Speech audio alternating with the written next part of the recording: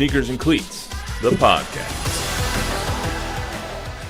Welcome back to the Sneakers and Cleats podcast. It is Thursday, September 12th. This is episode 133. Eventually, I'm going to stop counting. I'm just going to say this is episode X because we're getting up there. Before we get started, I want to remind you all to subscribe to the YouTube channel, both News 4 and Fox SA. If you are so inclined, download, rate, review, subscribe on your favorite podcast app. Just search Sneakers and Cleats. Chuck, how's it going? Doing great, Matthew. Good to be with you. I know I missed on Monday, but I'm sure you and Don held it down, and probably your best podcast ever. You were hanging out with Tom Brady. It's okay. My guy. How was Cleveland on Sunday? So that's an interesting story. I don't know how far you want to go with the Tom Brady thing, but Cleveland was great.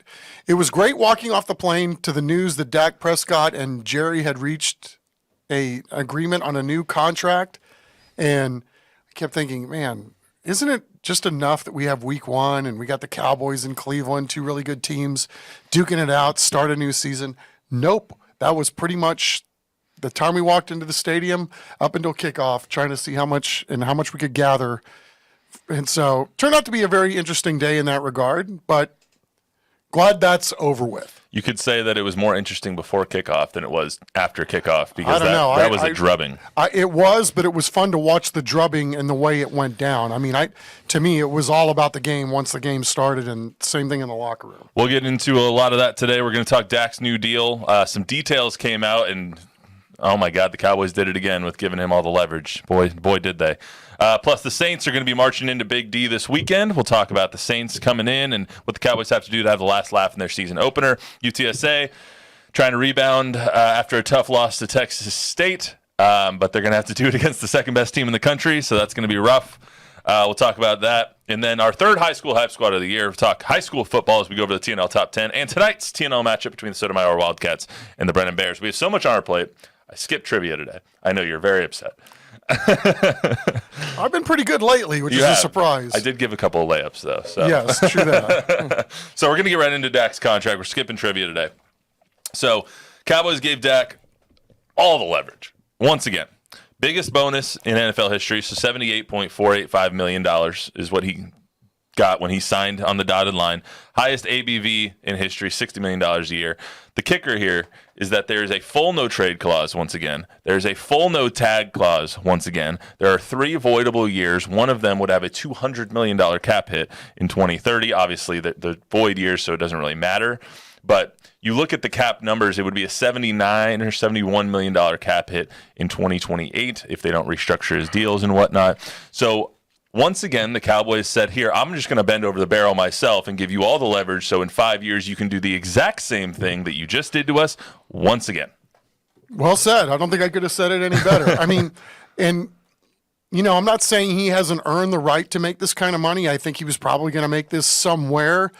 It's a little interesting how we got here and why they did what they did on the day of the first game, but it did create a lot of drama. It probably created a lot more interest. And again, they've, to your point, kind of circling around this, they've kicked the can further down the road, but all in with Jerry Jones, at least to this point, means that Dak Prescott's going to be his quarterback. They might as well just be called the Dallas Daks at this point. They have strapped themselves to Dak Prescott with this new deal so unceremoniously and just so hard that I don't understand. You can't get out of this deal unless I'm missing something, unless I'm missing some part of the fine print in this deal. I saw what Todd Archer tweeted out. That's where I kind of got these numbers from. What the actual hell is going on with the Cowboys? Why would you strap yourselves to this guy without a way out? I understand he had all the leverage. He had all of the leverage. But why would you give it to him again? Well, I mean, I would argue that maybe he didn't have all the leverage. Jerry could have just said, no, we're going to be $40 million light in the salary cap next year, knowing that the cap is probably going to go up next year, so it'd be less of a hit. Having said that, it's a tough situation for the Cowboys to be in because if you feel like you have a halfway decent team and you feel like the window is still open, we could argue that it's not, and I wouldn't be that guy necessarily, but if he gives you your best chance to win, which I feel like that's probably the consensus, right? Like you're better with him than without him for sure, right? In terms of, your chances of winning a Super Bowl, then you have to do it.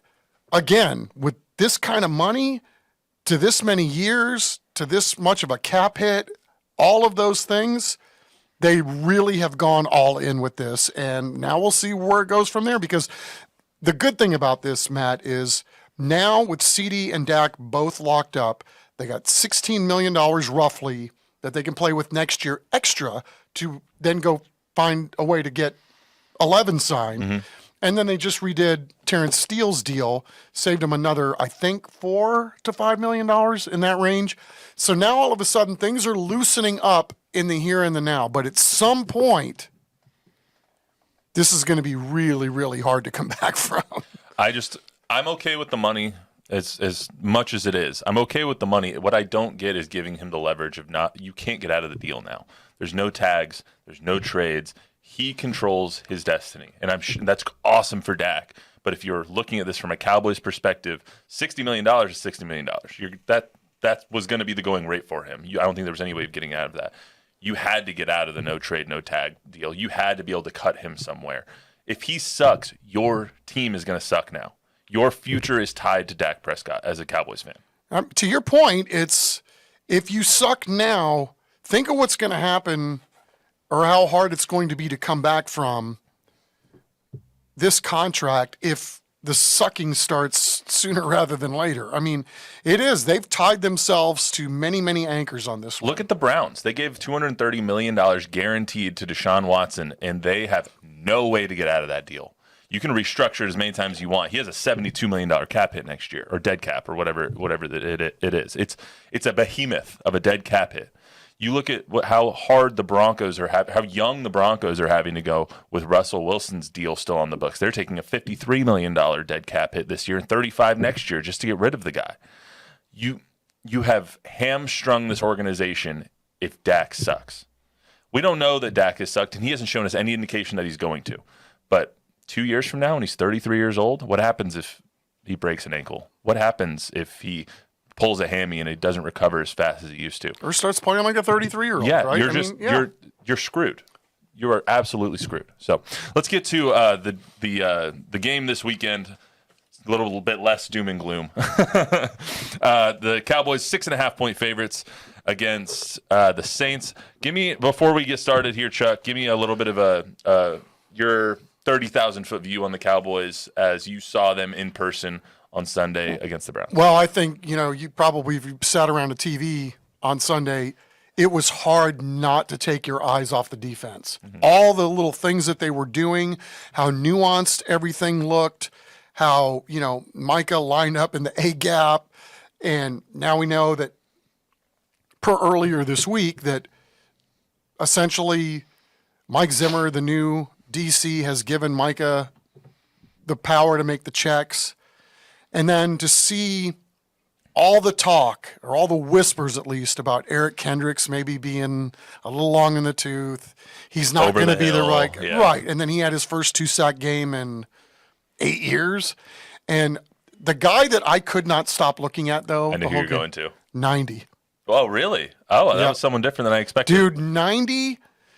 In this defense, because of all the attention that Mike is going to get and because of the things and the packages that Zimmer is going to employ, 90 was all over the field. Really? And the near misses for him, he had, I think, 4 QB pressures, or maybe it was 6 on top of the sacks and everything else. I mean, he was absolutely a man amongst boys. He had plenty of help.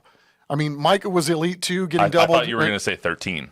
13 was pretty damn good, too. I thought you were going to say 13. Right, because, I mean, I had a hard time taking my eyes off 13 and, even 35, man. Like, they're in good shape in that spot for years to come. But, yes, I think the respect factor, though, for me, because I think we've said this before, I don't know that DeMarcus Lawrence the last year or two has really gotten his due since he's gotten paid. I mean, this guy does a lot of the dirty work, and now I think a lot of the dirty work is going to be done by the guys in the middle of that defensive line so that other guys can make plays. Like, you want your space eaters just to do that, take on double teams, and then allow other guys to be able to create behind them. and go make plays. So I think some of that load has fallen more on them, and it'll be a week-to-week thing, of course. But I was just really impressed with DeMarcus Lawrence. Let's hear from Coach Mike McCarthy as they get ready for the Saints game. You mentioned earlier it's kind of starting over this week because the focus has been on the Browns for so long.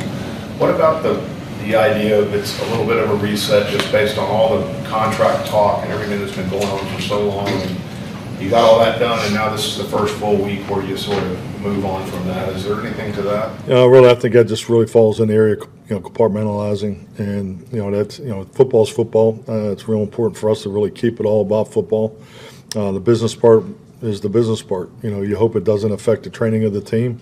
If it does, it's it just becomes part of the challenge. So, really, what I'm talking about is getting into a normal 7-day flow, and which you don't get very many of them here because of our popularity and playing in so many different times and slots, and we go Sunday, Thursday. So just be in anticipation with that. So I think it's important to really get your team into a rhythm and a flow of preparation, because I do feel like it helps you, going into the game. Yeah, it's a good point too, because the Cowboys are so rarely like a normal schedule. Like everyone wants Sunday at noon. Yeah, exactly. It's not the Texans schedule. It's like a Sunday at noon, and then a Sunday at 3, and then a Thursday, and then a Saturday, and then a Monday. Like it's just they're all over the place. So I think that getting into the schedule of, okay, you played on Sunday, now you're going to play on Sunday again, can help them this week against the Saints. Yeah, and I think McCarthy's done a great job over the years at managing these types of things, and done an amazing job, obviously, since his time in Dallas. And, you really don't want to necessarily have to think about that. But, earlier this year, listening to D'Amico Ryans of the Texans, now that they're on kind of a goofy schedule because of their popularity, he was really concerned about some of that stuff too. So, hats off to McCarthy and the Cowboys for how they deal with this week in and week out every year. Yeah, and they're going to be dealing with the Saints team that coming in, I thought they were a bad team. I did not have high hopes for the Saints coming in, and I don't know how much you can take off of last week because they played the children of the blind of the NFL. Bryce Young is maybe the worst number one pick of all time besides Jamarcus Russell at this point. And the Panthers are just god-awful. They can't do anything on offense. I'm just looking at their box score, and it's horrendous. Like, you run the ball 20 times, you average 2.9 yards a carry. Maybe is that something to do with what the Saints did in Carolina? Yes. Is that something to do with how bad the Panthers are? Yes. I think it's just something like that, so I don't know how much you can take from the Saints' performance. Yeah, it's week one, so it will be hard to take a lot from it, because whatever the Panthers are now, hopefully they're better, by week 10 or 11 or whatever it's going to be. But, that is an inordinate amount of carries. It reminds me like just the Texans the other day. Joe Mixon had 30 carries, man. Yeah. Talk about a throwback game, Jordan right? Mason on Monday night, 28 carries. Yeah, that's like unheard of in this day and age, 30, right? The Saints, sorry, I didn't mean to interrupt you. They had 37 carries last week. So, offense in general wasn't great around the league, but Derek Carr played exceptionally well. 19 of 23 for 200 yards, 3 touchdowns. He didn't have to throw for a bunch of yards because they were hitting on everything. He hit a 59-yarder in like the first drive of the game, and like I said, when you're playing the Little Sisters of the Poor or Little Sisters of the Blind, you don't have to really do much. I think it'll be a much tougher task for the Saints this week, and so does the sportsbooks, with it being a 6.5-point spread in Dallas. I think that as long as they can control the line of scrimmage, which they did last week, they should be able to win this game pretty easily. Dallas is historically a great team at home, especially under Mike McCarthy. They have been fantastic in Dallas, so I would expect that to continue this weekend. I would expect the challenges at the run game be a little more difficult this week, given how banged up the Browns were going into that game last week. But, hats off for everything that you can want to say about Deshaun Watson, fair or unfair, about what's going on off the field. That dude made more plays with his feet just to avoid pressure. That guy was under siege all game long and still was able to get rid of the ball, throw it out of bounds, do whatever. He made some bad throws too, but that was an uncanny performance, watching him just escape pressure because of where it was coming from, how relentless the Cowboys were. And then I thought it fascinating watching the Cleveland sportscasters basically just talk about what a piece of garbage he was as a quarterback. And I didn't see that at all. He needs a little help out there, for crying out loud. He didn't play well. Did you see what he was under the whole game? I saw how he played. And yes, if you watch Jack's low-angle tape of what's going on in that game, and then to see his nuances of how he traverses the pocket and his escapability. And I mean, he drops back and there's a guy in his face. I mean, there was no time to do anything. No, he didn't play well, but it's open receivers as well, though. But it's 11 on 11. It's not, this guy against the whole world. I mean, I don't know. I was just really impressed with a lot of things, despite how bad they were as an offense, and obviously him getting most of the blame. Fair enough. Cowboys minus 6.5 this weekend. Who you got? I hate the spread, man. I know. I'll go with Cowboys. I mean, why not? Feeling good, home opener, and I think that defense feeling its oats the way they were after the game, because I think they know they missed on some things too. But, another week, maybe they have to do it a little differently this week. I'm just curious to see what it all looks like. Smells like a Trayvon Diggs pick six game. It just smells like a defensive touchdown is going to help the Cowboys win this game. Just feel like there's going to be a lot of opportunities for a lot of guys on the back end, given what's going on with the front seven. Yeah, I'll take the Cowboys in the spread or in the points. Like, just they're gonna. I think they win this game. Why not? By 14 to 20. Who's going to hold our feet to the fire anyway? They are. Everybody watching and listening. They won't remember. I hope not. If we're wrong. You won't remember. All right, let's get over to UTSA. As a reminder, you can download this podcast wherever you get your podcast and on YouTube. Just search Sneakers and Cleats. UTSA traveling to Austin to take on the Texas Longhorns this week. Number 2 team in the nation, facing a team that is licking their wounds right now, to put it lightly, after getting destroyed by the rival Texas State 49-10. This game comes about at the worst time for the Roadrunners. Agree. I think we were all willing to give them grace for week 1 against Kennesaw State, where they got to win. But, I don't think we thought that they may have put their best foot forward. And then, I'm going to be honest, I was quite shocked that, not that they lost per se, because I think we talked about this game could go either way, but it's how you lose. So now what? You're going into the Lions' Den, obviously, against arguably not only number 2, but maybe number 1. In the country. I think you got to look for some way to get your confidence back, right? This team has really had nothing that could hang its hat on, and yet the whole meat of their schedule is still out there waiting to be had. So they got to find something, and even if they can hang for a half with Texas, be in the same ball game, something that they can draw some confidence from as they get ready for league play. And then even if things go badly, there's a chance to flip this pretty quickly, because you can still go and win another conference championship and end up in a bowl game somewhere. And so, there's still going to be a lot to play for. But I think the biggest thing right now is, where can they find some confidence? Yeah. Anywhere.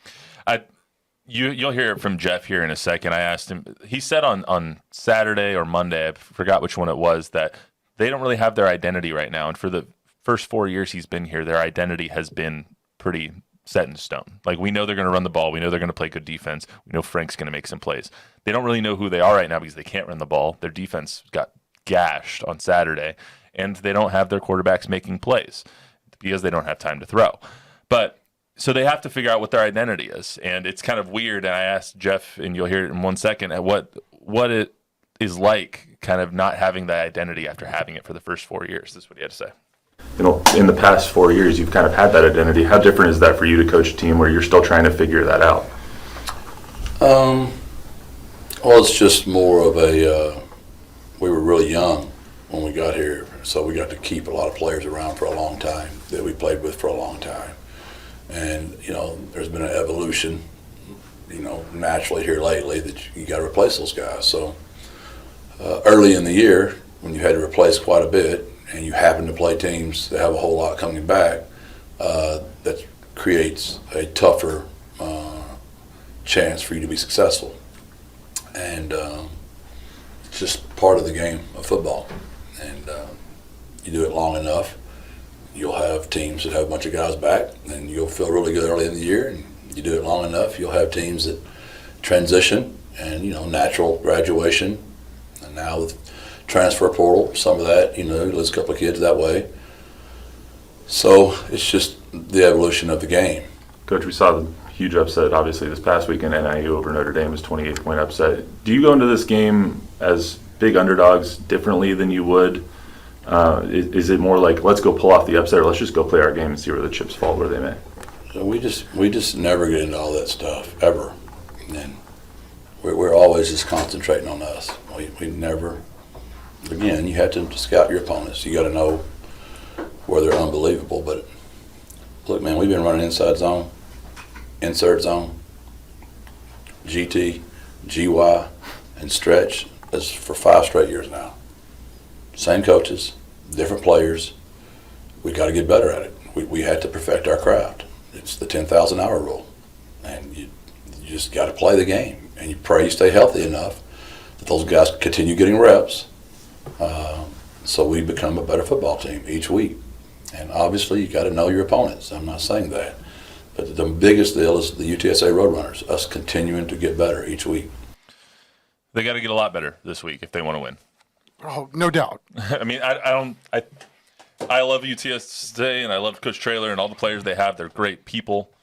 I don't say this despairingly, but if they can cover the point spread, it would be a win. The point spread is 35 points at this point. If they can cover that, I think it would be a win. With how this team looked last week and with how Texas has looked through the first 2 weeks as the world beaters of world beaters, because Quinn Ewers looks like a Heisman candidate and a potential Heisman Trophy winner, and the rest of that team looks really good too. Yeah, I mean, you go out and handle your business week 1 like they did, and I think everybody was willing to just go, it's Colorado State. Right. But, it's like, no, when you beat a college football team like that, it means something. I mean, these other schools are, they got NIL deals for their kids, and they're going to get good players, and coaches want to win and keep their jobs, and they're fighting for their paychecks just like everybody else. I mean, when you beat teams like they do right now, and then you go on to Michigan the next week, I mean, come on, into the big house in front of 100,000 people, you pull off that performance. I've been a little slow to give them credit because last year I felt like, okay, let's see what they do when they're taking everybody's best shot, when the hate's going to be coming, and it's their last year in that league, and everybody's going to want to stick it to them one more time, and you're going to get literally a Super Bowl every week. The way they handled that, I was a little slow to think that they're going to have a harder time adjusting in the SEC just because it's a big boy league. It's the biggest of the big boy leagues every single week. But I don't know, man. It just looks like Sark is coaching a bunch of razors, and Sark's a razor. And here's the plan. We're going to be physical. We're going to be physical at every spot. We're going to handle our business every play. And if you don't, we're going to find somebody who does. I mean, it really is something to behold right now, what they're doing. I'm going to do us both a favor, and we're not going to pick the winner of this game because I think we're both going the same direction. However, I will say my favorite point spread and win of the weekend, I think that UTSA covers that number. I think they come out and I think they gave their worst performance in Texas State. Everyone saw it. Everyone's going to be on Texas to win by 50, 60 points in this game. That's just not how this is going to go. I think UTSA covers the number. I think they have a close game at half, and I think they end up within 35. Yeah, I don't know how to look at this either because, I mean, Texas, actually both teams do, right? They still have a lot to play for. So at some point, does it make any sense that Quinn Ewers is playing in the second half up 35-0? Of course not, right? But Arch Manning's pretty damn good behind. Arch can score.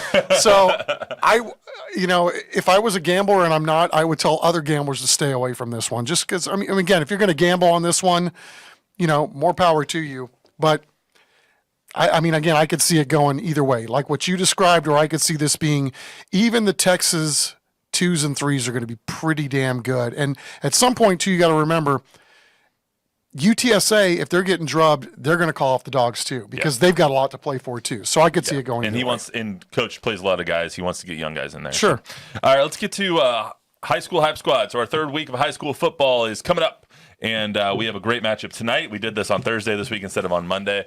So I want to get to some of that. Remember, you can download, rate, review, subscribe. Just look for Sneakers Cleats podcast wherever you get your podcasts, and on YouTube. Just go to News 4 and Fox SA Facebook or YouTube pages. Before we get started on TNL Top 10, any initial impressions from week 2? Obviously, Steele got that ass against Reagan. That was a surprise. Not that they won, but again, the final score. Right? Yeah, but Steele just can't be stopped. Steele is so good; they Too many cannot be dudes. stopped. They have so many good guys on the offense. So many dudes. They play Westlake next week. That's going to be a banger of a game. Sure, that's what I'm looking forward to. That's going to be one where we finally get the measuring stick. But you have so many good performances all week. What did you see? Well, I like our list. First off, I really do. I mean, I'm really impressed with Brandeis's defense. Reagan, I think, is going to be really, really good. Burbank showed me a lot the other night when we did the game. I mean, the size of that defensive line. I just ran into a buddy of mine in the parking lot. He's like, man, you were way overselling the Burbank guys earlier in the week. And then he goes, we watched one. You are lying. And they were also impressed with the size of some of those kids too. So, I know Burbank's not on our list, but it's a good list. I mean, Smithson Valley getting beat, a little bit of a shocker. But, I mean, again, it just goes to show you the quality of teams that we have week to week. And if you get into a turnover battle and you're losing that side of it, or maybe you're looking ahead, or maybe you're going, well, it's a non-league game, you may find yourself on the short end of a big old stick. Yeah, I was just giving Carlos some crap in the other room about his TNL top 10 because dropping Reagan to 7, which we'll get to in a second, is a little iffy because Reagan will beat any other team in this city besides Steele. I think that they ran into a buzzsaw, and that's just what happened. Let's get to the TNL top 10 without further ado. Okay. Steele obviously defeated Reagan 62-34. They unleashed their offensive arsenal against Reagan. Reagan had no answers. Chad Warner, the quarterback, committed to UTEP already. Might decommit and commit somewhere else after this year if he keeps putting up these kind of numbers. 358, 5 touchdowns passing. Jalen Cooper had 7 catches, 228 yards, 3 touchdowns, and then Jonathan Hatton, the Oklahoma commit, 17 carries, 230 yards, 3 scores. They play Brandeis this weekend, this Saturday at Gus. I expect that to be a drubbing as well. Steele will not face a competitive game until they get to the playoffs. Actually, next week will be a competitive game against Westlake, but they will not have another competitive game on their schedule until they get to the playoffs. You think so? I think you're right. Yeah. Why would I debate you coming off of that game, too? I mean, see it. I know you're getting ready to talk about Piper. That's what I was thinking about, too. I mean, how good must those guys be? Piper, to beat Johnson. And, again, it's amazing what's going on in that little neck of the woods, right? The Davenport Piper offshoots. They play this weekend. I know it. They play Friday. Piper number Game 2 of the week. Piper number 2 on our list. Again, this is 6A and 5A teams on this list. So Piper, our second best team. Obviously, I think Reagan would beat Piper, but Piper is the best 5A team in our region right now. They defeated Johnson 38-24. I'm sorry, I had a squirrel moment. I looked at my phone. They defeated Johnson 38-24. Obviously, that's a 5A over a 6A, which is a big victory. The Warriors came out. They averaged 311 yards through the air in their victories against Bernie and Johnson both. After last week's 38-24 victory against Johnson, the Warriors have now won 14 of the last 16 games. Nick Rogers has these kids cooking. Caden Keith at quarterback, replacing Jake South at quarterback. They hit the ground running this season, and I expect them to do it all year long. They're playing Davenport this weekend, too. That should be a really good game. I think that's 4A, 5A, though, so that should be a pretty solid matchup. Davenport is one of the best 4A teams in our region. Yeah, so. I think we got Alamo Heights here, number 3, and that's another program. You can just pencil them in. They're going to be in the top 5, and they're really, really good, too. Yeah, Alamo Heights beat Churchill 21-7. It was a gritty effort. They did not play well. The first 2 possessions of the game, snaps went over their head. I was there for it, so it was a disjointed effort, probably one of the worst games I've seen Alamo Heights play in a long time. Doesn't mean they're not a great team, and they got away with it playing Churchill, but when they start playing a little bit better teams, and not saying Churchill's horrible or anything, but obviously not on the caliber of an Alamo Heights, when they start to play better teams, they can't have those kinds of mistakes. So they're 2-0. They are 3 in our TNL top 10. Their next game's against New Braunfels Canyon, 7:30 p.m. Cougar Stadium this Friday. I believe we'll be at that one. Judson is number 4. This is where I kind of get into the disagreement. I think Judson should be a little lower, and Reagan should be a little higher. Brandeis should be over them. That's just me, though. It's fair. Judson defeated Hutto a last-second field goal, 31-29. They play Roosevelt, 7 p.m. on Thursday, so this evening. Again, we are recording on Thursday here today. They play 7 p.m. today at Rutledge. Brandeis 2-0. They defeated Soto last week. Those are 2 teams we have seen or will see on TNL. Obviously, Soto is going to be playing tonight. They play Steele this week, so they have a rough go on this one. Brandeis is 1-7 all time against Steele. I think their last one came in 2020, if I'm not mistaken. That's 7 p.m. Saturday at Gus. I asked Jack in the other room, who wins by more, Steele over Brandeis or Texas over UTSA? I'll ask you the same question. Damn. All right, let me think about that one for a second. Okay, let me go over another Squirrel. Let me go over another couple teams, and we'll get back to that question because I was like, That's actually not a bad question. No, it is. It's a bit of a brain tickler. Southwest defeated Lockhart 36-23. Their next game's against Laredo Yeah, Nixon. how about those guys, right? Consistently good every single year. The Dragons, man. Yep. Look, they play Laredo Nixon 7 p.m. Thursday, Southwest Legacy Titan Stadium. Dragons have won 8 of their last 10 matchups against Nixon. They haven't lost against the Mustangs since 2001, so quite a while. I was 6 years old. Sorry, not to make everyone in this room feel old. I was only 7 then. Okay. Your white hair begs to differ there, Luis. Reagan lost to Steele 62-34. Most encouraging sign from the Rattlers is that their offense put up 34 points. They had almost over 400 yards of total offense. So they can move the ball. They just need to shore up that defensive side a lot. Cole Pryor is going to run all over a lot of people this year. They play Temple 7:30 p.m. Friday at Heroes. Harlan is number 8. They have a bye this week after they defeated Madison 31-23.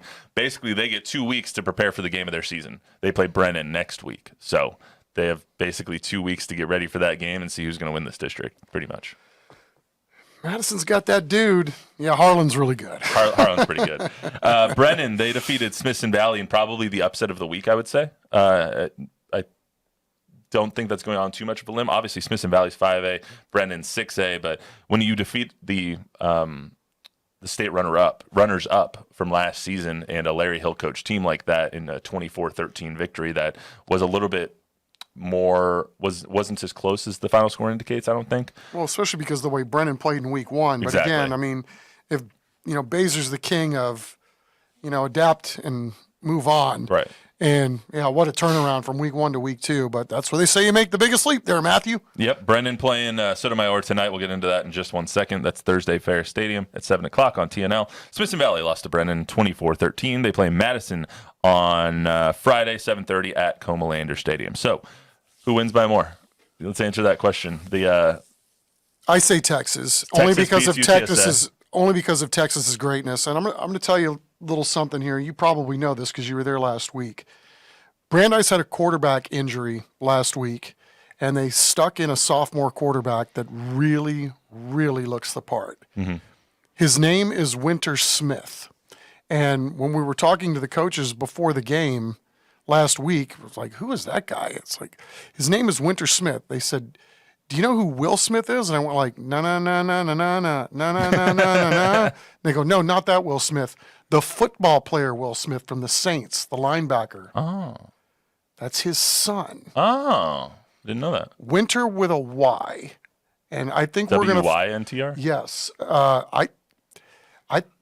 I don't know. I mean, he played really, really well in spot duty. I don't know how they're going to pair this quarterback situation at Pepito, Brandeis, but yeah, I'm really curious to see at some point because 6'2", not a thin kid by any stretch of the imagination, even though he's a sophomore in high school, really throws a nice ball, warming up.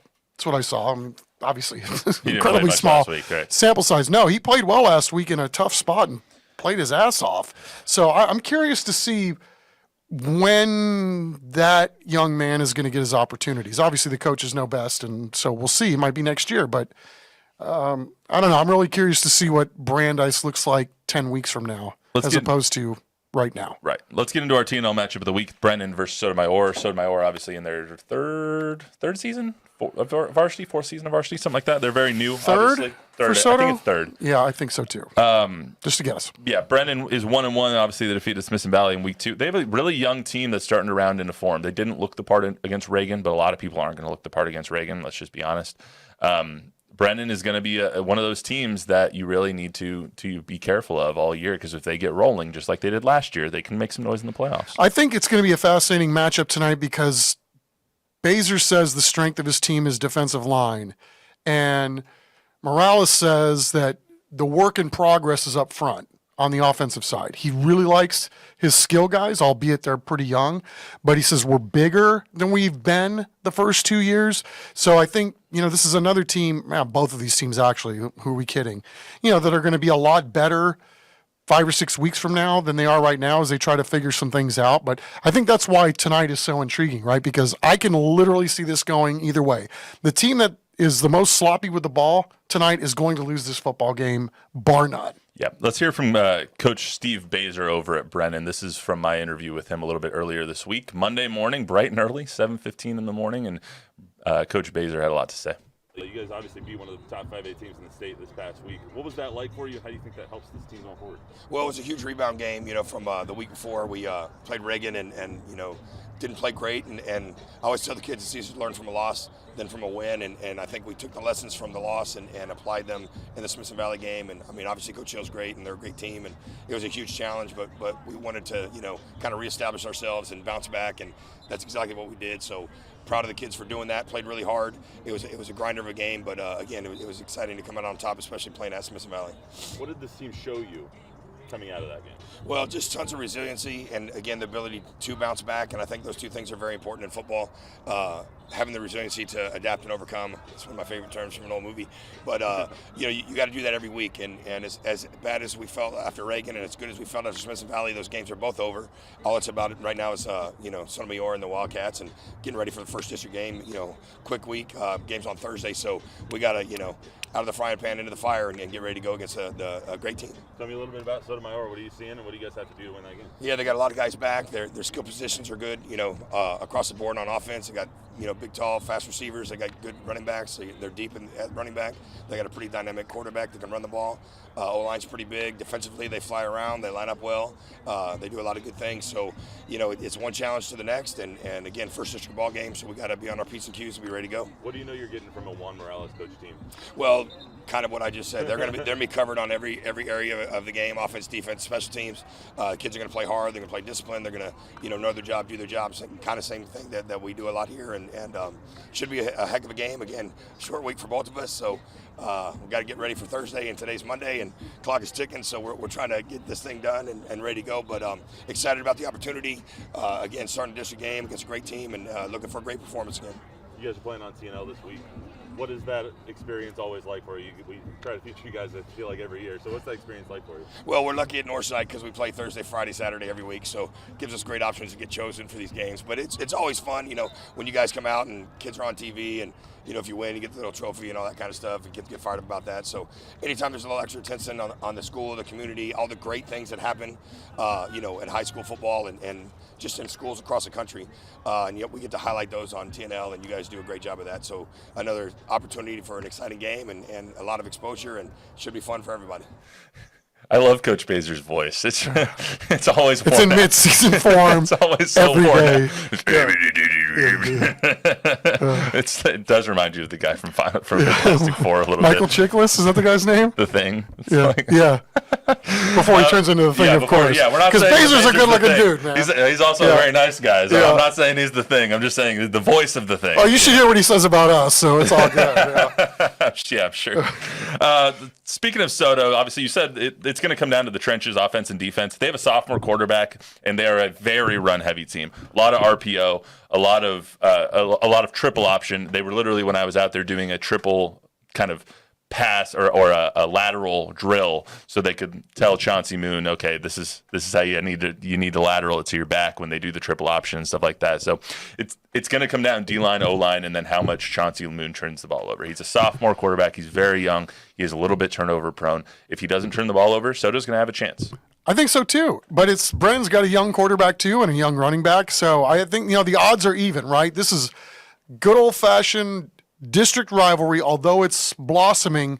These two coaches cut their teeth together back in the late 90s together, so they're good buddies, but rest assured, when we tee it up tonight, they're going to want to kick the crud out of each other. And, it's two old chess masters. They know what they're going to get, and it's who's going to be the team that executes the best. It's so funny, too, going to the practice and seeing their coaching styles, because you see Juan Morales, and he's one of those, he walks around and checks on the different position groups, and he's like, get on it. And he gives a little encouragement. When you see Baser, he's literally running the punt drill, and he's throwing passes to everybody. He's acting as the quarterback. By the way, we don't ever want to funny. see him throw passes again. By the way. We're going to have to find another coach for that. He's literally running. We can tell what position he played. He almost blocked a punt in practice. I was like, what the hell are you doing, man? Right. But anyway, let's hear from Coach Juan Morales over at Sotomayor real quick, and then we'll get out of here.